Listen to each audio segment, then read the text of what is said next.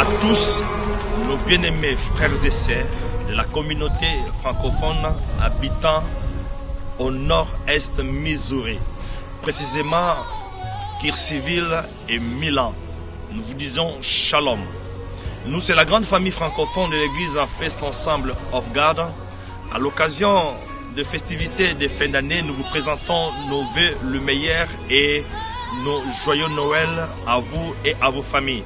À l'occasion, nous voulons vous lancer une belle invitation pour la nuit du 24, la célébration de l'enfant Jésus, et la nuit du 31 décembre, une nuit de traversée pour nous. Nous venons pour célébrer le Seigneur, mais aussi confesser une année de prospérité, une année de grâce pour l'année 2020. Soyez là et nous croyons que Dieu ne manquerait pas à vous bénir. De 20h à 4h pour le 24 décembre et de 20h à 3h juste pour le 31 décembre. Voici notre adresse, 2401 South Kirksville, Missouri. Que Dieu vous bénisse. Bandeko ba Congolais nous sur la communauté congolaise à nord-est Missouri.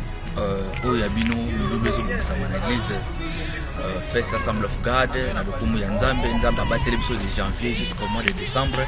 Alors tout au na mbula sika tokotika yango na mboka Nzambe yango église First Assembly of God est organisée bilu munene nous ya le 24 25 nuit de prière pour na kobonza nyonso na mboka na ye et puis nous ya 31 au premier pe tokozala na lokumu tulu ya Nzambe kotika année 2020 na maboko na ye yango to bengi bandeko notre communauté to ya to komisa Nzambe wana oyo amema biso na mboka oyo apesa biso mboka oyo pour que nyonso pesa la sous contrôle na ye.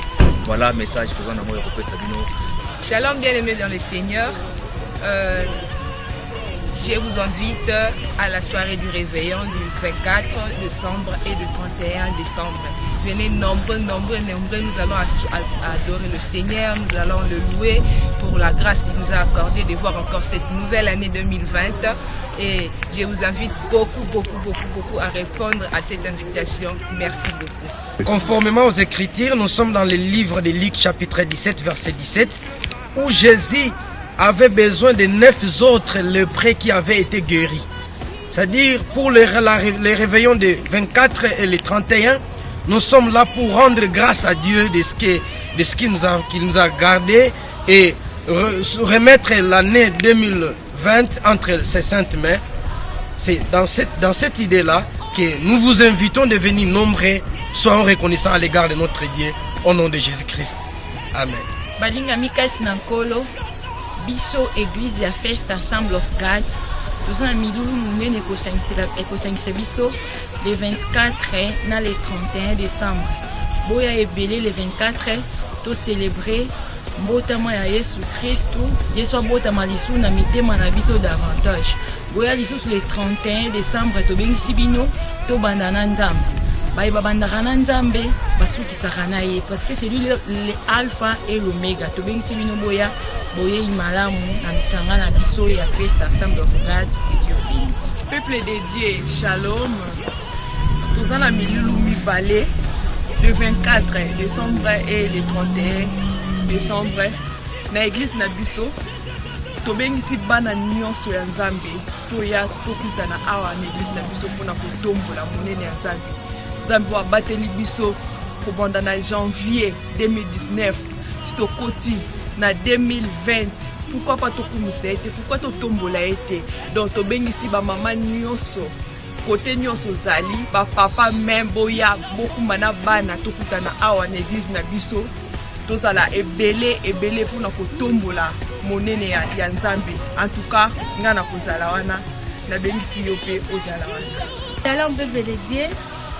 Biso ba mama ya First Assembly of God tobengisi bino nyonso na milulu minene tozala nango le 24 décembre à partir de 21h jusqu'à 4h du matin tokozala na nuit de prière na biso pona kotombola monene ya Nzambe abateli biso bandala ebandeli ya année 2019 pendant la janvier comme si soti na décembre tokozala wana pona kokumisa ye na nuit ya le 24 et tokozala si wana pona kokumisa si na nuit ya le 31 décembre ndenge tomesana kokumisa ye toya ebele mpona kotombola monene na nzambe ekozala malamu vraiment na présence na biso bana nzambe nyonso toya tobénéficie quelque chose de la part de Dieu nga na kozala yo mpe ezala nzambe akozanga te kopambola yo. Merci, bye. Ouais, c'est juste de vous annoncer la veille le 24, le 25 et le 31, le 1er. Pour annoncer vraiment la bienvenue sur Bozanga Toboya, nous sommes dans les allez bien. Merci. Bien-aimés dans le Seigneur, shalom. Nous avons invité le 24, non le 31, dans notre église pour te rendre gloire à Dieu dans la fin de l'année na biso. Et puis, tout banda année yasika, nouvelle année, tout fait sans âme merci. Et puis, tout si année na biso entre maboko ya nzambe. Donc, ce bengi bino boya ebele, tout fait sans âme merci, boya ebele vraiment, tout dans la quête suivie, boya na église na biso, toujours invité pour te rendre gloire à Dieu, na ndenga sel biso pendant toute l'année, et puis tout banda année yasika. Boya ngana kozala. Bino bozala biso nyonso tozala elongo tokopesa nzambe merci na oyo asali mpona kobatela biso durant toute l'année. Bote na bino bien-aimés dans le Seigneur. To invité bino le 24 le 31 décembre na partir ya 20h toza na nuit de prière na 20h le 24 na le 31 décembre. Donc ovandaka na Cultureville, ovandaka na Mayelen, au New York, donc ba ville nyonso ozali wana to invité bino le 24 na ensemble Feast of God.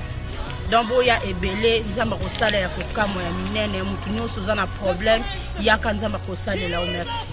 Rendez-vous est assez bon pour le 24 décembre na le 31 décembre ngana kozala yo pe kozala. Siboya tokota année 2020 na présence ya nzambe. Jesus, you love me too much, Lord.